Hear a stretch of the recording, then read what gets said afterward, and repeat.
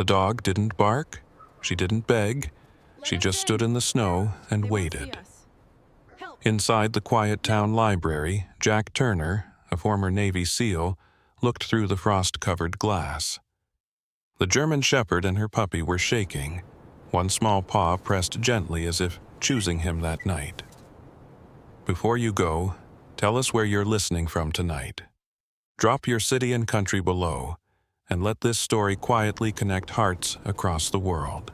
Late winter settled over Willow Creek, Vermont like a quiet promise, the kind that softened the edges of rooftops and hushed the roads beneath a steady fall of snow. The town moving slower beneath a sky of pale gray, while the wind carried fine crystals through the air, and at the corner of Maple Street stood the small community library, its windows glowing warm against the cold, a place where time seemed to pause just long enough for people to remember who they were before life rushed them forward again. And inside that quiet refuge sat Jack Turner, a man who had learned long ago how to sit with his back to a wall, not out of fear, but out of habit, the kind that settles into muscle and bone after years of needing to know where every door is and who might walk through it. His posture relaxed to the untrained eye, but precise in a way that suggested control rather than comfort.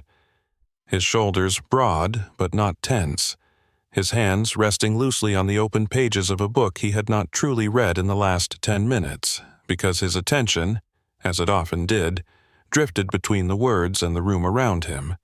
Jack was a former Navy SEAL, though nothing in the way he dressed would have told you that.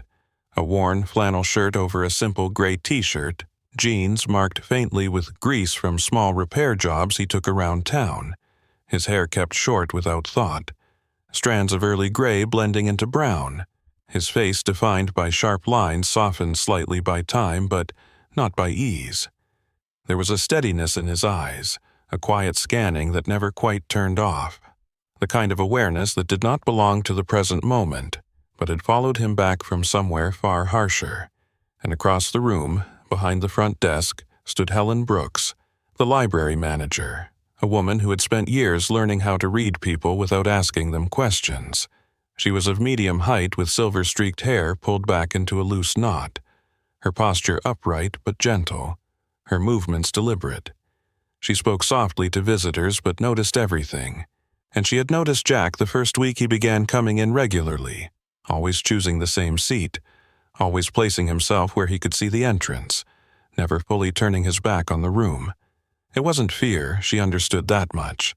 It was something else, something shaped long before he ever stepped into her library, and she had learned not to interrupt people like him, only to observe and, when needed, offer quiet kindness without making it feel like attention.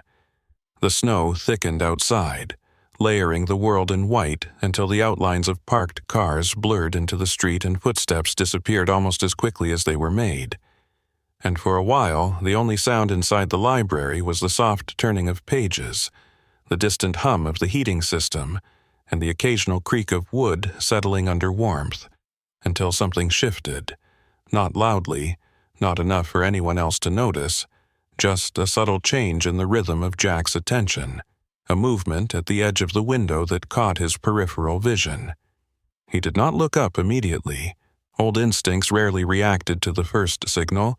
They waited, confirmed, assessed, but when the movement didn't pass, when it held, still and deliberate, he lifted his gaze, and there, just beyond the frost-laced glass, stood a German shepherd, her form partially obscured by falling snow, yet unmistakable in posture. She was large, though thinner than she should have been, her coat thick but dusted heavily with snow that clung along her back and sides, her ears upright, not tense, not aggressive, simply alert, and beside her, pressed close to her body, was a small puppy, its fur softer, lighter in color, trembling visibly in the cold. The puppy's front paws raised awkwardly against the glass as if trying to understand the barrier between warmth and the storm. And what struck Jack first was not the sight itself, but the stillness, the absence of chaos. The dog did not bark, did not pace, did not search for scraps or attention. She stood, unwavering, her gaze fixed directly on him, not scanning the room, not distracted by the movement inside, only him, and something in that focus pulled at him in a way he did not immediately understand. Helen noticed the shift in him before she noticed the dog, the way his shoulders straightened almost imperceptibly, the way his hand stopped turning the page, and she followed his line of sight, her eyes narrowing slightly as she saw the figures outside. She had seen strays before, especially in winter, but this was different, even from a distance. There was intention in the way the dog held herself, a quiet discipline that did not belong to survival alone. And she stepped slightly closer to the window, careful not to draw attention, her voice low as she spoke. "That's not how strays behave," she murmured, more to herself than to Jack, and he didn't respond immediately, because in that moment the room felt farther away, the warmth less immediate, as if the space between him and the glass had stretched into something else entirely. The dog took one step forward, the snow compressing beneath her paws, and then, slowly, deliberately, she lifted one front paw and placed it against the glass, not scratching, not clawing, just resting there. A quiet, controlled gesture. The puppy mimicked the motion clumsily, its small paw pressing beside hers, and Jack felt something shift inside his chest, not sharp, not painful, just a subtle tightening, like a memory he couldn't quite name pressing closer to the surface. Helen glanced toward the entrance where a young assistant named Mark, a college student with restless energy and a tendency to act before thinking, had already begun moving toward the door. "I'll get them to move along," Mark said casually, pulling on his jacket. But before his hand reached the handle, Jack was already on his feet, the chair sliding back softly against the floor, the motion calm but decisive, and for a brief second, Helen watched him, really watched him, the way his body aligned with intention, the way hesitation simply didn't exist in that movement, and she understood something then that she had only guessed at before, that whatever life he had lived before Willow Creek had shaped him into someone who did not ignore what stood in front of him, especially when it asked without words, and outside, the snow continued to fall, thick and steady as the dog remained in place, her paw still against the glass, waiting, not for anyone, but for him. And as Jack moved toward the door, he didn't think about why. He didn't question the pull or the timing. He only knew that this moment, quiet as it was, mattered in a way he couldn't yet explain, and that walking away from it wasn't an option he was willing to consider. The door opened with a soft creak that barely disturbed the quiet inside, but the cold that followed carried a sharper presence, brushing against Jack Turner's face as he stepped out into the falling snow, the air crisp enough to sting the lungs. The world beyond the library dimmed into a soft blur of white and gray, and for a moment he simply stood there, not moving toward the dogs immediately, not reaching, not speaking, because experience had taught him that the first movement mattered more than any words that might follow, and the German shepherd watched him with the same steady focus as before, her body angled slightly forward, weight balanced evenly across her legs, no tension in the shoulders that would suggest fear, no stiffness that would warn of aggression, just control, the kind of control that came from repetition, from structure, from knowing exactly where to place each step even when the ground beneath you was uncertain.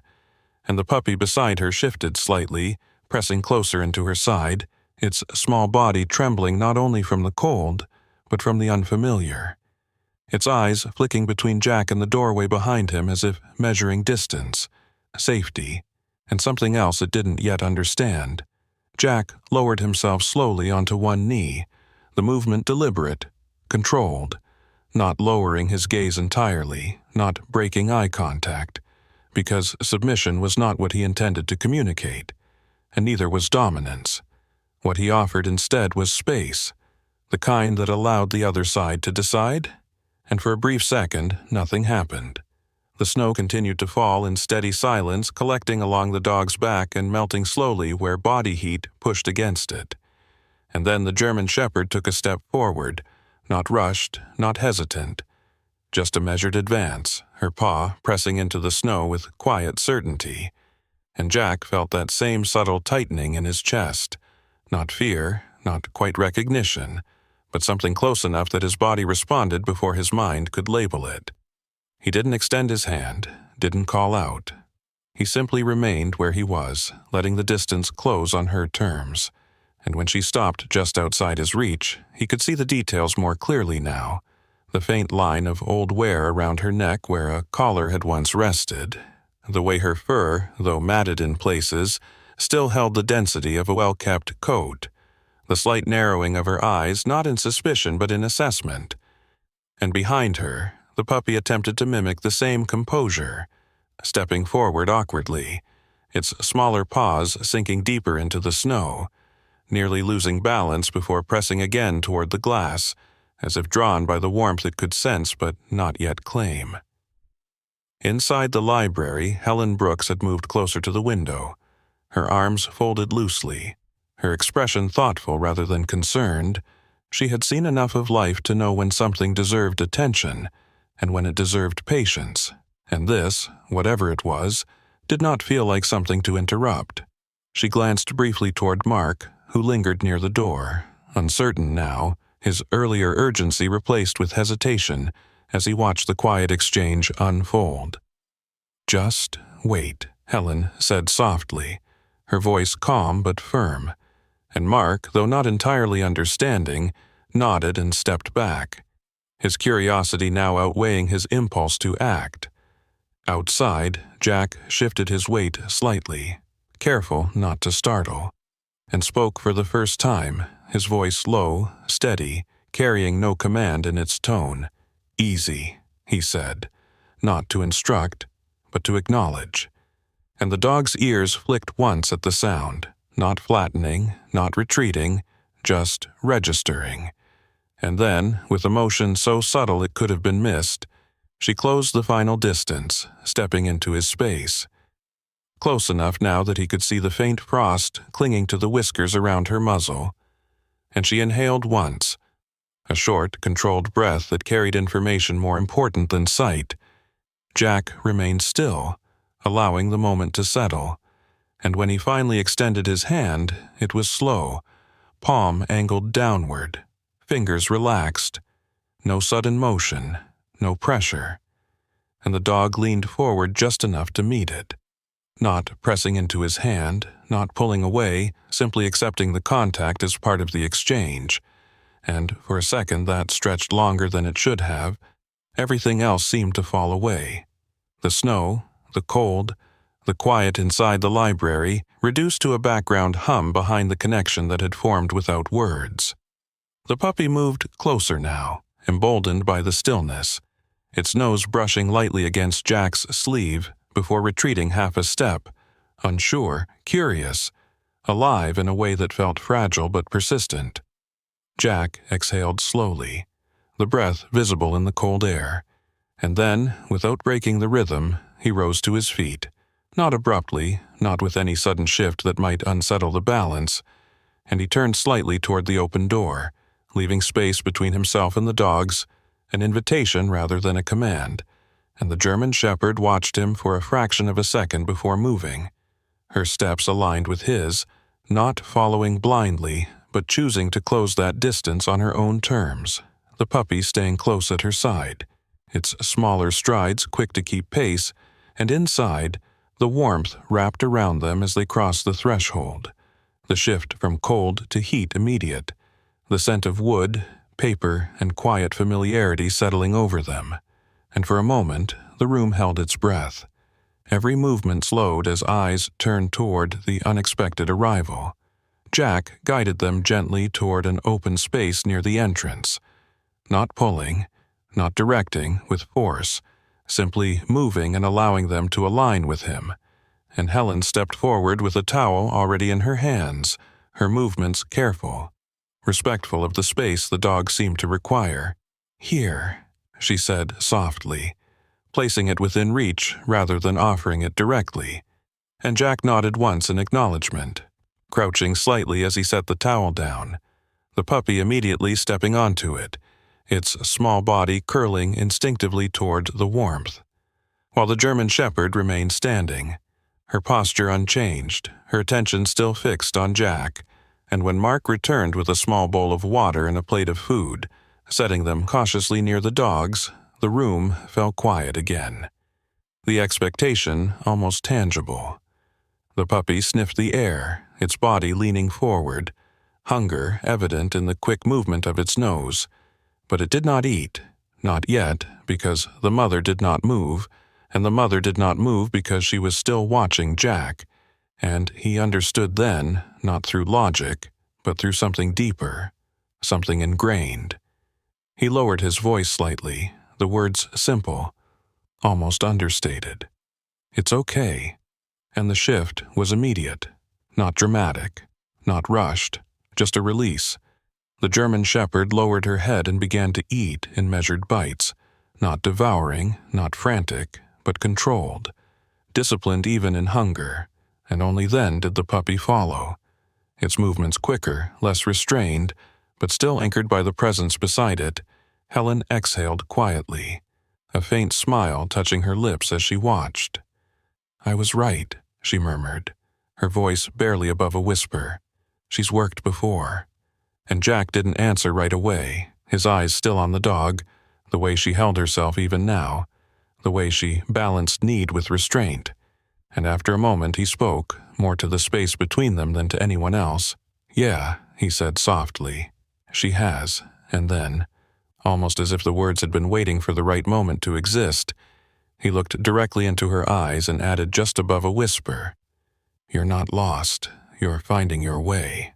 The snow had not stopped when Jack Turner stepped out of the library again, but it had softened, falling now in finer strands that drifted more than they struck, coating the street in a quiet, steady layer, as if the town itself were being wrapped in something protective, and Jack moved through it with a purpose that hadn't been there earlier, not rushed, not urgent, but directed, the German Shepherd walking beside him without a leash, her steps aligned with his as though the decision had already been made between them without needing to be spoken, while the puppy followed close, occasionally stumbling in the deeper patches of snow, but always catching up, driven by instinct and the steady presence of the mother it trusted without question.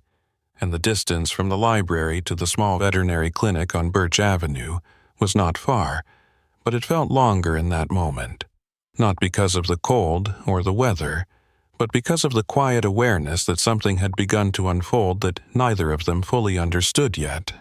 And the sign above the clinic door read Carter Veterinary Care.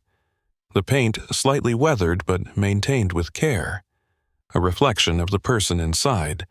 And when Jack pushed the door open, the warm scent of antiseptic mixed with something softer, almost herbal, greeted them, and behind the front desk stood Dr.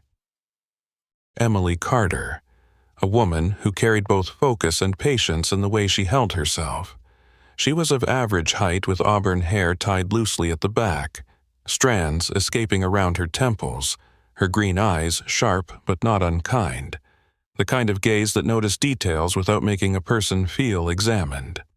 She had grown up in Willow Creek and had chosen to stay when others left, not out of lack of opportunity, but because she understood the quiet value of being present where you were needed.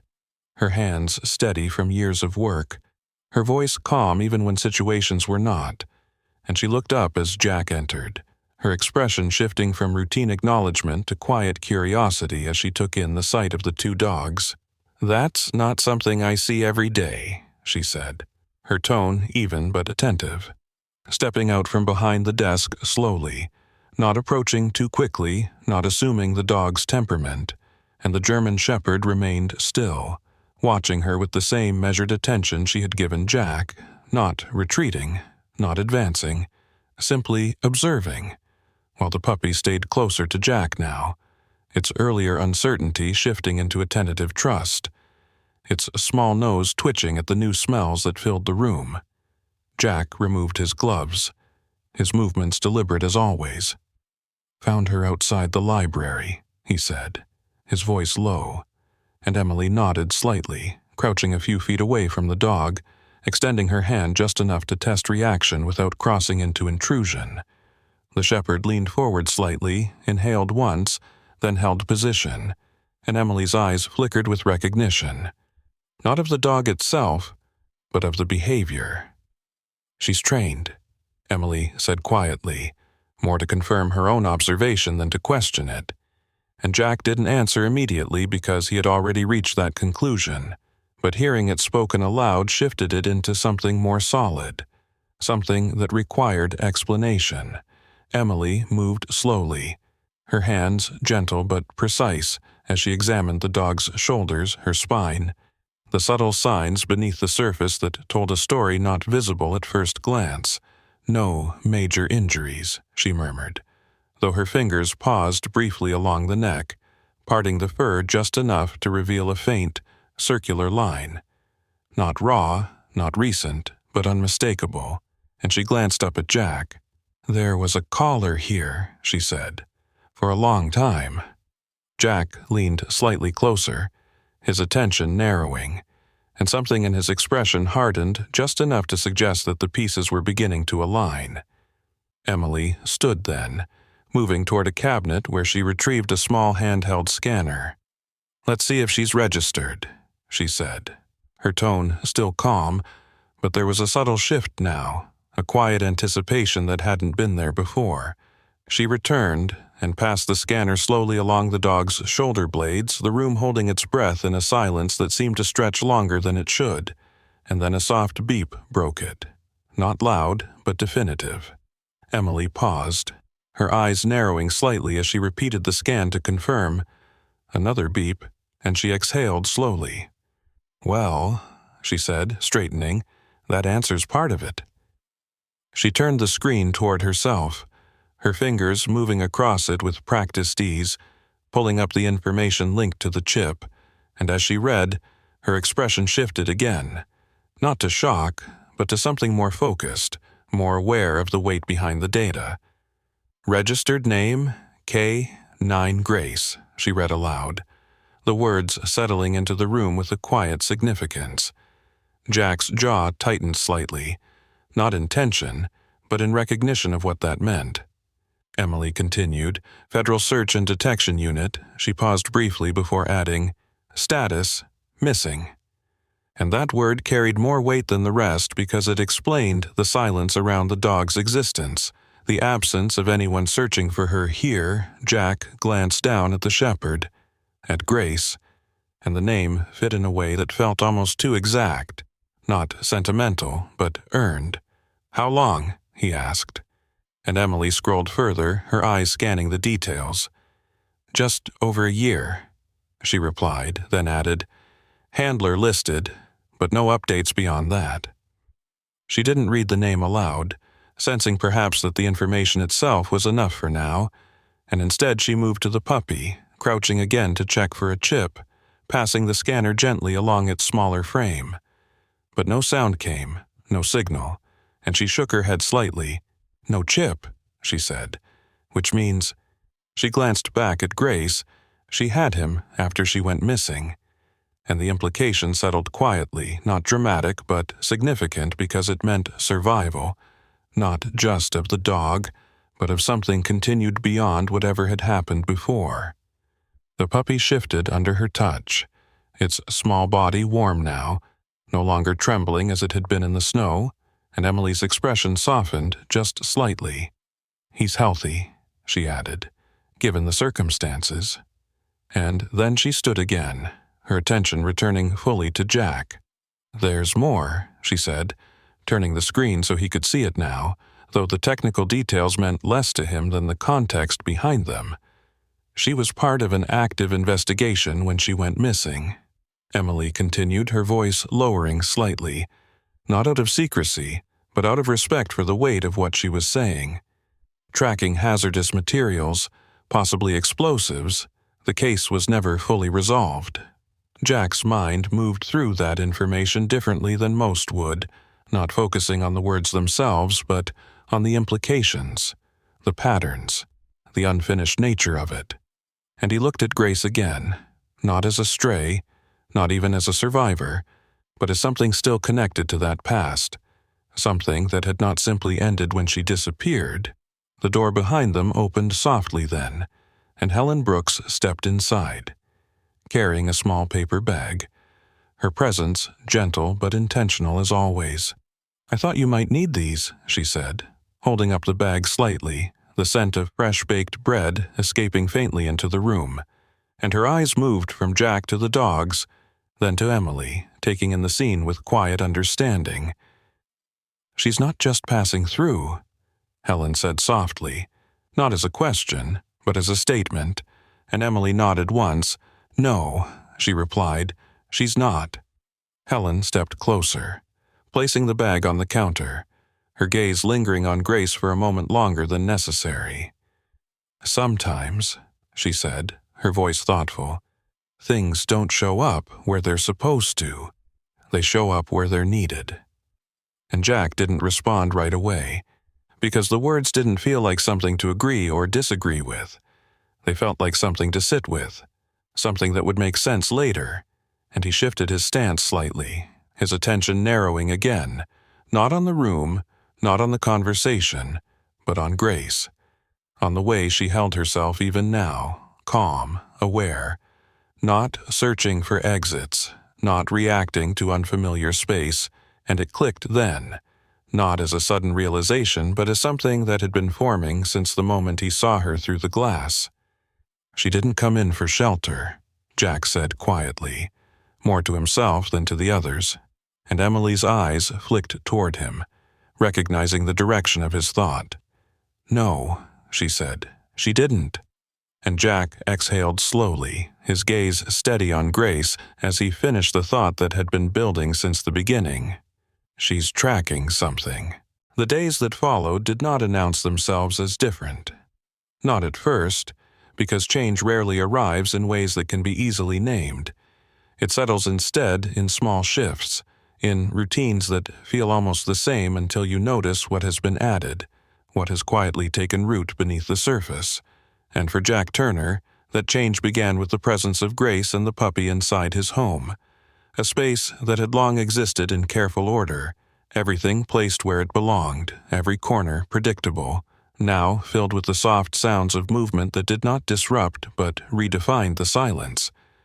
Grace moved through the house with the same measured awareness she carried everywhere else, mapping the rooms not for comfort, but for understanding, choosing positions that gave her sight lines rather than softness, while the puppy, still unnamed, moved with a different kind of energy, curious, unsteady, occasionally clumsy, but always returning to Grace's side as if tethered by something deeper than instinct, and Jack found himself adjusting without thinking, leaving doors slightly more open, shifting objects that might block movement, not because he was told to, but because the presence of the dogs demanded a kind of awareness that mirrored his own, and outside of that space, the town continued as it always had, snow slowly melting into wet pavement, routines returning, people moving through their days with the quiet familiarity of a place that did not expect sudden change. But inside the library, Helen Brooks had begun something new. A small section near the back that she labeled with a simple sign, "Stories of Service," a place where people could leave written accounts, memories, moments they had carried without sharing, and she did not advertise it loudly, did not push for participation. She simply made the space available, trusting that those who needed it would find it. And one afternoon, Jack found himself sitting there, not speaking, not writing, just listening as an older man named Thomas Reed, a retired mechanic with hands permanently marked by years of labor, read aloud a story about a friend he had lost contact with decades earlier, his voice steady but edged with something unspoken. And Jack listened in a way he had not allowed himself to in a long time, not analyzing, not comparing, just hearing. And when the reading ended, he did not leave immediately.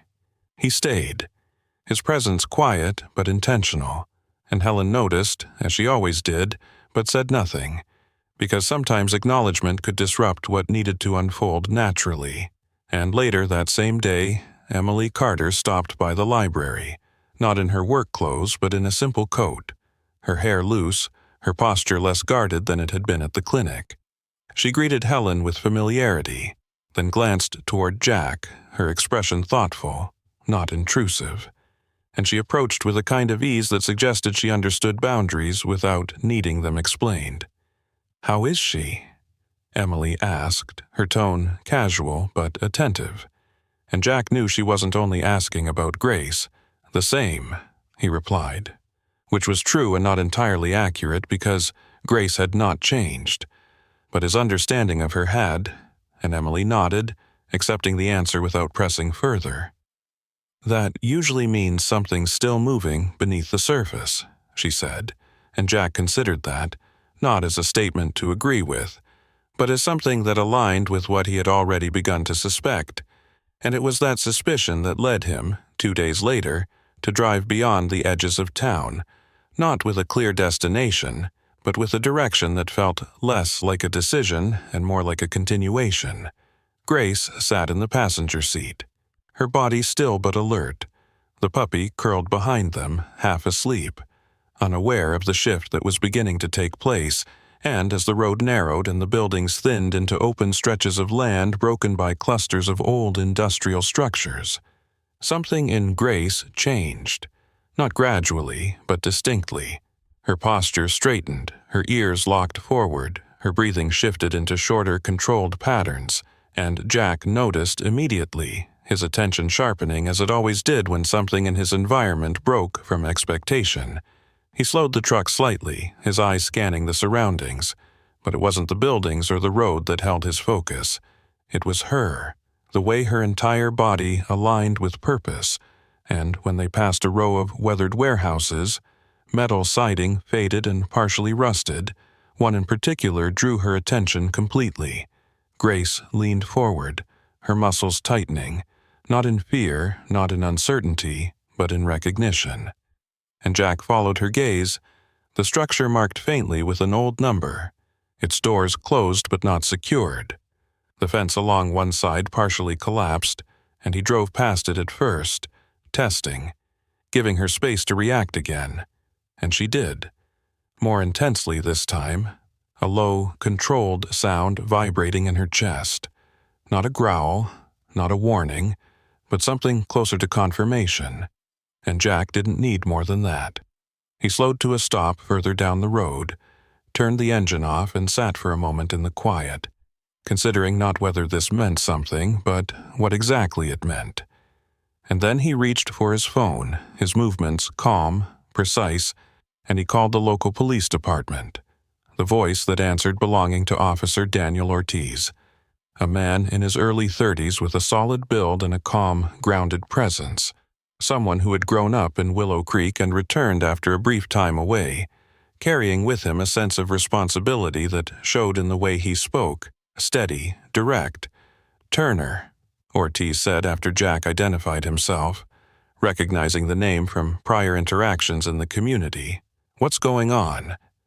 Jack explained, without embellishment, describing Grace's reaction, the location, the history he now understood, and there was a pause on the other end, not dismissive, but thoughtful. "Stay where you are," Ortiz said finally. "We'll come take a look." And within minutes, the distant sound of an engine approached, a patrol car pulling up beside Jack's truck.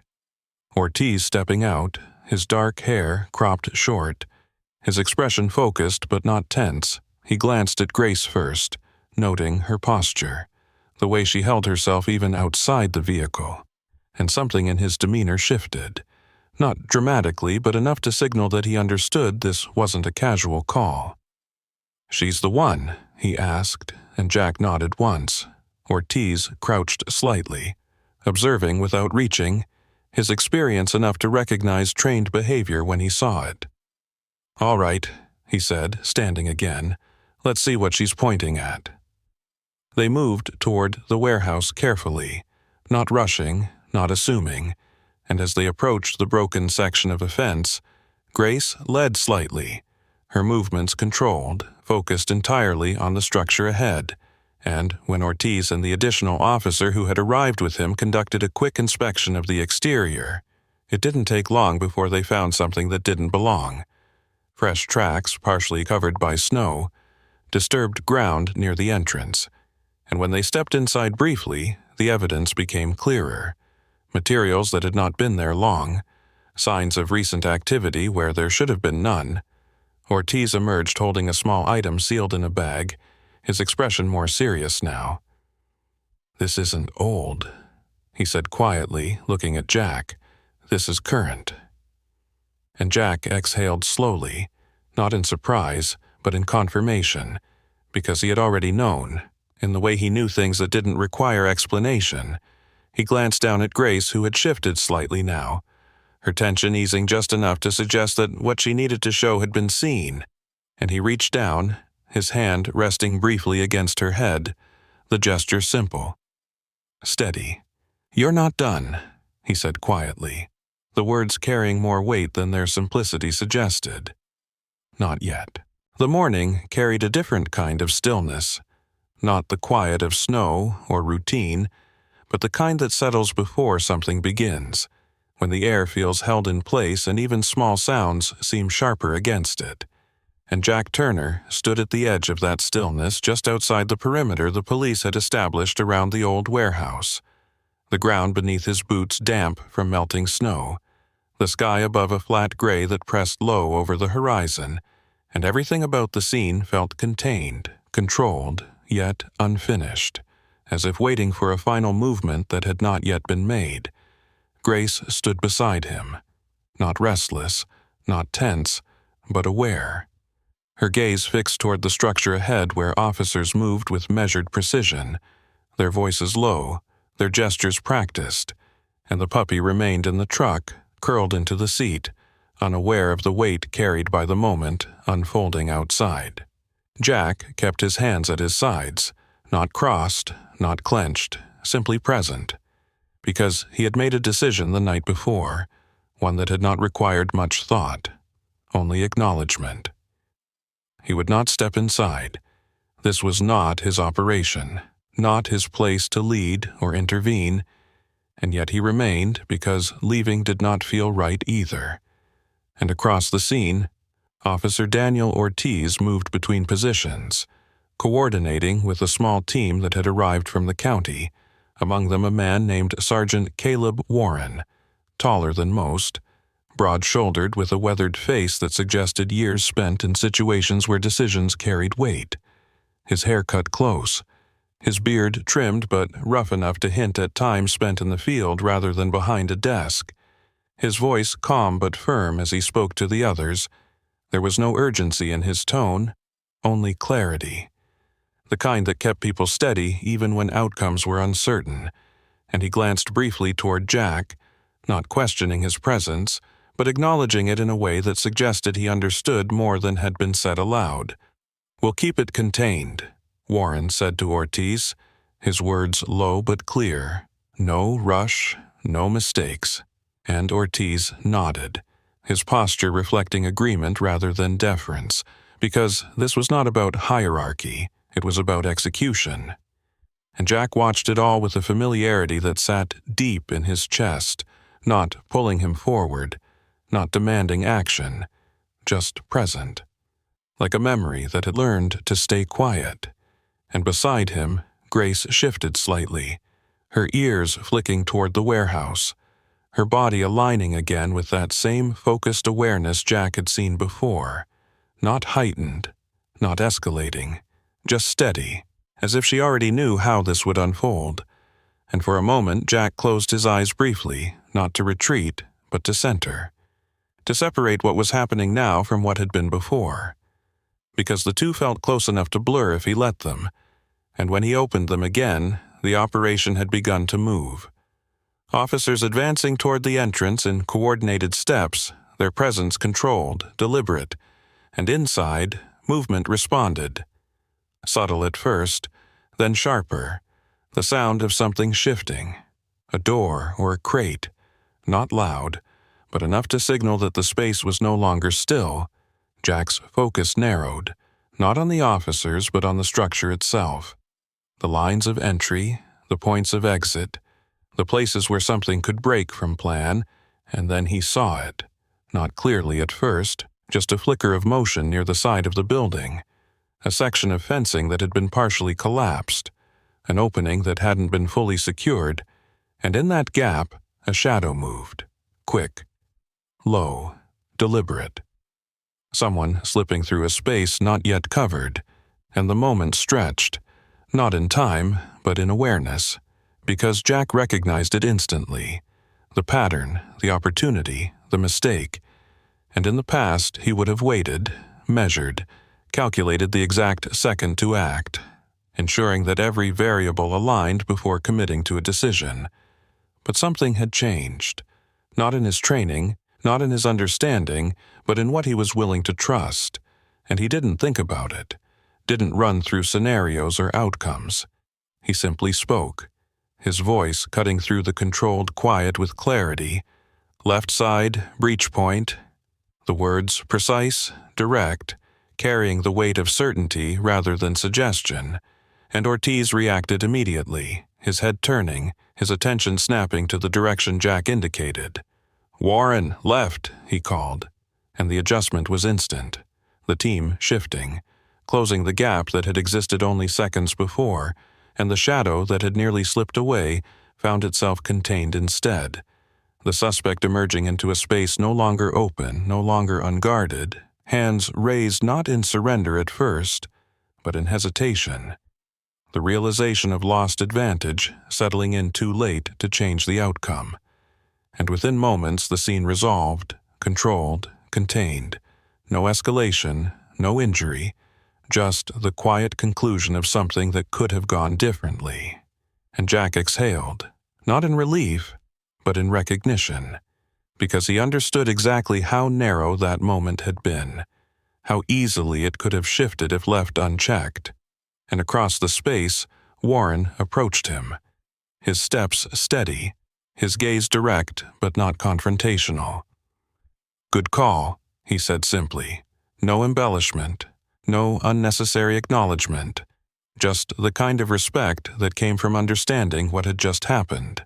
And Jack nodded once, not needing more than that, because the moment had already passed, and beside him Grace remained still, her focus no longer fixed on the warehouse, her body easing slightly, as if something within her had settled, not fully, but enough to mark a shift.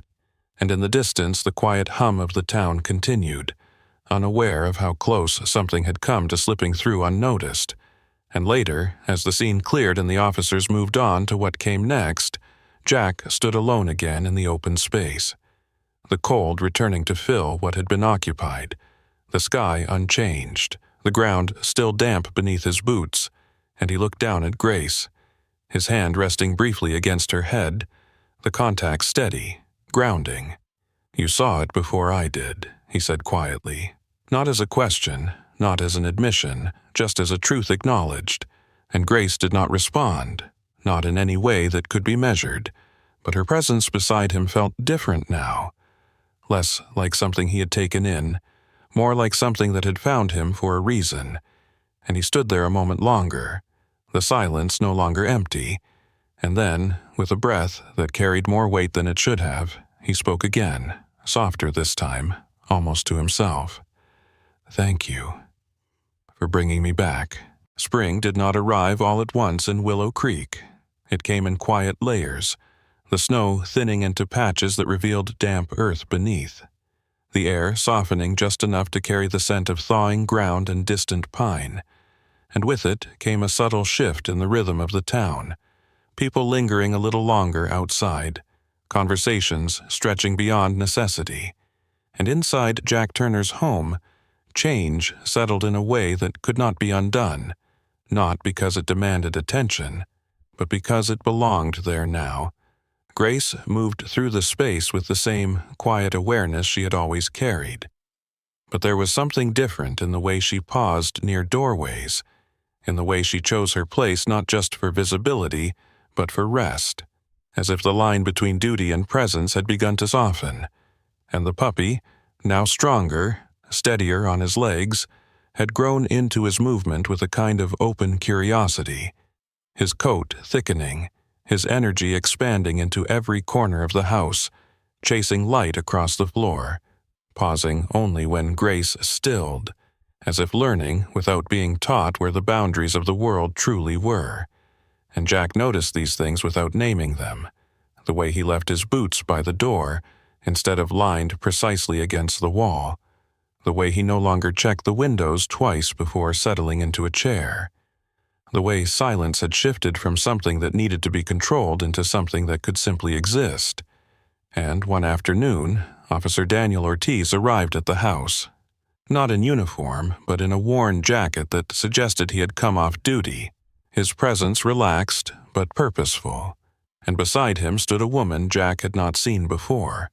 Tall and composed, her dark hair pulled back into a low tie, her features sharp but not severe, her posture carrying the kind of authority that did not need to be announced. "Jack," Ortiz said with a small nod, stepping aside slightly, "this is Agent Laura Mitchell." And the woman extended her hand, her grip firm, her gaze direct. "Federal Recovery Unit," she said, her voice even, not cold but measured. The kind of tone shaped by years of needing to remain steady in situations where outcomes were uncertain. Jack returned the gesture without hesitation, his attention already shifting to Grace, who had risen but did not approach, her body still, her eyes focused on the newcomer. Not defensive, not welcoming, simply aware. And Mitchell noticed immediately, her expression changing just enough to reflect recognition. "That's her," she said quietly, more to confirm than to question, and she took a step forward, not reaching out, not attempting to assert familiarity, understanding that whatever connection Grace had formed now did not include her. "We've been looking for her," Mitchell continued, her tone softening slightly. "Longer than we expected." And Jack nodded once, not asking for details, not needing the full explanation to understand what stood in front of him, and Mitchell exhaled slowly, her eyes moving briefly to the puppy before returning to Grace. "She did her job," she said, even after she disappeared. And there was something in the way she said it that carried both respect and regret, as if acknowledging not just the work, but the time that had passed without resolution. "We can take her from here," Mitchell added, her voice careful now, aware of the weight behind the offer, and the silence that followed was not tense, not confrontational, but filled with a kind of clarity that did not require debate. Jack looked at Grace, not as something that had been found, but as something that had arrived, and he understood then that the choice had already been made, not by him, but by her. "She's not going," he said, his voice calm, not defensive, not challenging, simply stating what was already true. And Mitchell studied him for a moment, not evaluating his authority, but his certainty, and then she nodded once, slowly. "I thought you might say that," she replied, and there was no resistance in her tone, only acceptance. "We'll update her status," she added. "Recovered." And the word settled differently than Jack expected, not as an ending, but as a transition, because recovery did not mean returning to where something had been. It meant recognizing where it belonged now, and Mitchell took a step back, her attention lingering on Grace for a brief moment longer before turning away. "Take care of her," she said, and Jack inclined his head slightly, not as a promise but as an acknowledgement of something he had already been doing. And when they left, the space they had occupied did not feel empty. It felt settled, as if something unresolved had finally found its place. And later that week, Jack found himself back in the library, not out of habit, but by choice. The stories of service section now filled with more pages than before. Voices layered together in a way that felt both separate and connected. And Helen Brooks stood nearby, her expression thoughtful as she watched him take a seat among the others. "You stayed," she said softly, not asking, just observing. And Jack glanced up briefly. "Yeah," he replied, and that was enough, because it said more than explanation ever could, and across the room, Emily Carter entered. Her presence familiar now in a way that did not need to be defined. She offered a small wave, then moved to sit nearby, not intruding, not distant, simply present. And over time, these moments became part of something larger, not structured, not planned, but consistent, a rhythm that formed between them without needing to be named. And at home, the puppy continued to grow, his movements stronger, his confidence expanding, yet always returning to Grace for guidance.